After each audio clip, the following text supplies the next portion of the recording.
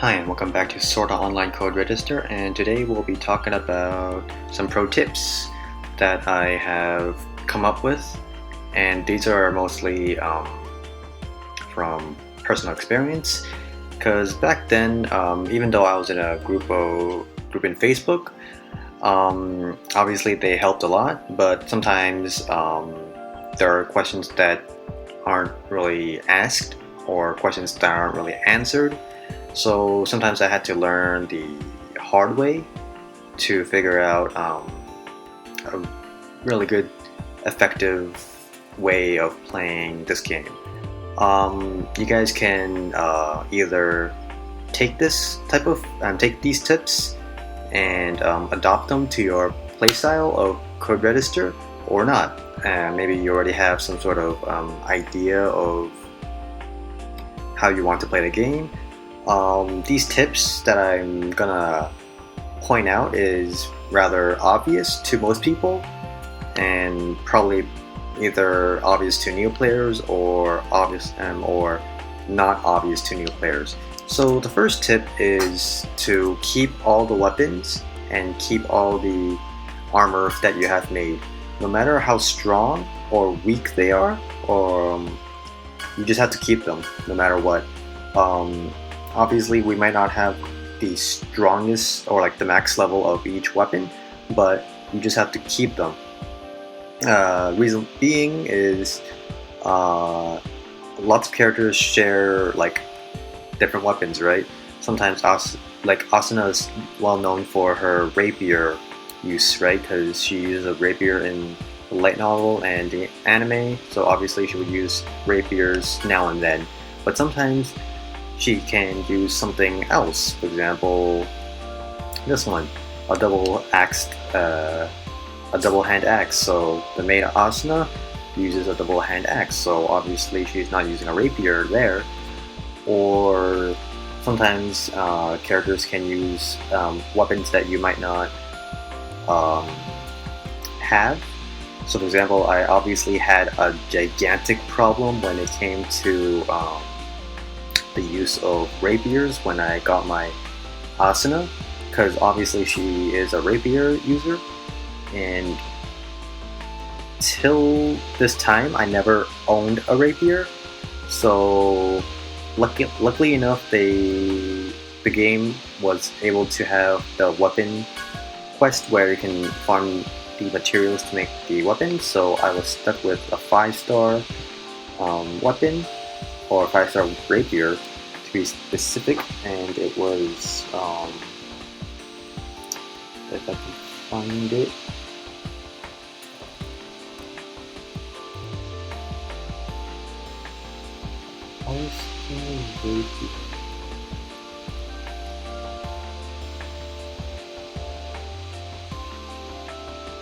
Either that or ditch the idea of the rapier. I think I ditched the rapier idea because when I was trying to make the rapier, I realized that the New Year's weapon event is coming, so they had rapier. So I made the rapier, or like upgrade the 5-star rapier to a 6-star rapier, which is this one. So yeah, and you always have to like share the weapons. What I'm talking about right now. So for example, if I go to a one-handed sword user, because I have the most one-handed swords user, or one-handed swords user and one-handed swords in general. For example, I have, let's see, 10, 14 one-handed swords, and I have, I share these weapons along the way, and when there's a new weapon event, I will farm the specific weapon I need for a character, and then upgrade them, and then the character that previously had another weaker weapon, I'll give the weapon back to us. Let me rephrase that. So for example, if this Lifa had the Kagemitsu G4, or the Proton Saber from GDO, if she had that right now, and the Polarization Leafa has the Elucidator. If there was another 6-star weapon right now that popped up, I would, and it's better than the Kagemitsu G4, I will give the Kagemitsu G4 to the Polarization Leafa and have the new weapon given to the other Leafa. So that's how I would share the weapons, and I'll just keep on moving down the list. So each character will have better and stronger weapons. So yeah, same thing for armor. Well, for me, since armor is a lot easier to farm because they don't have stats, they're just like a bunch of numbers. I just farm away and max them out, and just give the appropriate armor to the appropriate character. That's it. The next thing on the list is, well, plan or predict what type of characters you want to awaken. So we go to my characters list. As you can see, there's mostly Evolve Awaken characters. But if I go to my Evolve tab or characters to Evolve tab, there are quite a lot. For example, some 7-stars. For example, New Year's Yuki, 7-star Liz, 7-star Shinon, 7-star Annette, 7-star Bath Towel Zam, and regular Zam. Another Ordinal Scale Kirito. Obviously, the raid characters I can't awaken because I need another character of them to awaken them, so it's impossible to awaken raid characters. The 7-star Kirito, White Day Kirito, Liz, and yeah.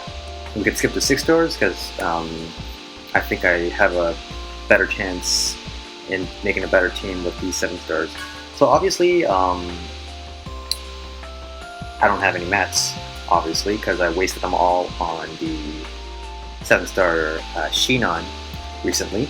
So, for example, the 7-star Yuki is what I'm planning to awaken next because I need a strong fire team again, because recently I realized that my water team is pretty strong, so I need to gain back my title for the best fire team in my guild. So what I have here is the fire necklace, the I think it was the Pneuma flower. I need the dragon poop, the wine cup, the 5-star card, and the ALO flight controller. I need all of that, so I need to either wait for an event that gives rewards or just farm.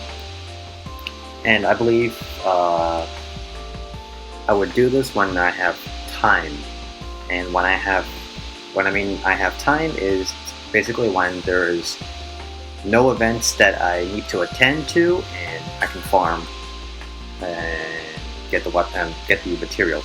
Or alternatively, it might be slow and painstaking, but just do the friend scout, because they are bound to drop these materials for awakening. So why not take a chance and see if you can get them? So basically, kind of map out what you want to awaken in the future, and also plan out how you want your team to look like. Obviously, team composition is very important, and also just plan it out. If you don't have, unless you're not rank 300 like me, you're obviously not going to fit the strongest characters in your team, right? So again, also plan out what's the most effective team you can make within your rank right now, and work with that, see what's right and what's wrong with that team, and keep on doing like that. Next thing is on the list is the essential potions for the quests you need to use. Obviously, everyone should know how to craft potions thanks to the tutorial, but the thing is that no one knows what each potion does. So if we go to the craft potion area, so we have the first 3 potions. They are the HP potions. The first one is 20%, 50%, 100%. I would suggest to make the 50% over the 100% because it's more cost effective. Yeah, it's more cost effective, and you're supposed to have a healer in your team, so you can do heal halfway, then have your healer do another half. So you reduce the amount of potion you use per quest. And this next two is the team heal, and it's 20% and 50%. You can also I strongly suggest you do the 50% because it's more again effective if your party has gone to the red area, and if you have like 1 or 2 healers, they can also back you up with your heal. And you need to have both of these revives like 100% of the time, because they give you a second chance on your characters, right? So have these 2 in hand, but the difference between these 2 is the first one is only revives, and only revives. The second one is max revive, 100% HP, sword skill max, and battle ability max. So obviously, use them carefully. Next thing is sword skill potion, so it raises the sword skill. And here's the thing for this sword skill potion: it only raises 1 bar of sword skill. So if you have an 8-star and has a sword skill switch, you need 2 to max it out. So I strongly to tell you that not to use this, because if you chain in quests, you will gain the sword skill faster than you use this sword skill potion. And not to mention, this will also waste a spot in your items list in the quests. The next thing is the most essential potion on Earth, and it is the battle ability potion. Raises the battle ability to max. The most essential. Everyone needs this in their items list, and no matter what, they need it. After all these potions that I just went through, the next few is kind of optional if you want, I guess, but they're not that important because they are like kind of weird in how they have made the potions of the game. So what I have here shown right now is the 3 crystals, and if I remember correctly, the yellow one is to debuff immobilization, so it's the heart signs. The green one is to debuff something. I forgot what it debuffs. The blue one debuffs poison. What else? Oh yeah, the green one debuffs paralyzation. That's it. Immobilization, paralysis, and poison. These are like the buffs that you don't want because team composition is already important, so you might want to skip the next few potions that I'm going to talk about. The first 2 is strength, the next 2 is vitality, and that's it. Same again, going for these. These are like the attack and defense buffs for the elemental attack and defense. So the first one is attack. First 2 is attack for fire. The next one is wind attack. The next one is water attack. Then we have to the defense, and that's it. So obviously not necessary because we all know that team composition is very important in this game, and if you don't have a good team, you will die. So yeah, essential potions that you need. So we go to here. We only have five slots. So we have the revive, max revive, the small revive, the party heal 50%, the battle ability potion, and the HP 50% heal. This is how it should look like for all the battles you should go into, because these are essential to when you are in a pinch. So yeah. Next thing on the list is, or last thing on the list is farming 5-star accessories. And since the 5-star accessories are the maximum rarity for accessories right now, I don't know why they're not increasing to 6 stars. Maybe they're planning on something on making 6-star accessories pretty hard to get, but 5 stars can do for now, because they give out 100 for each stat. So 100 strength, 100 vitality, 100 intelligence, and 100 for mentality. And the obvious place to go to get 5-star accessories is obviously the Hell Dungeons. And the specific Hell Dungeons you should only go to is these three: 1, 2, and 3. So 1, 2, and 3. Depending on how strong your team is, it has to be a single element. Right now I'm farming the water because the accessory bonus, or like the side effect for it, is to have a chance to not be silenced by the enemies. When I mean silenced, it's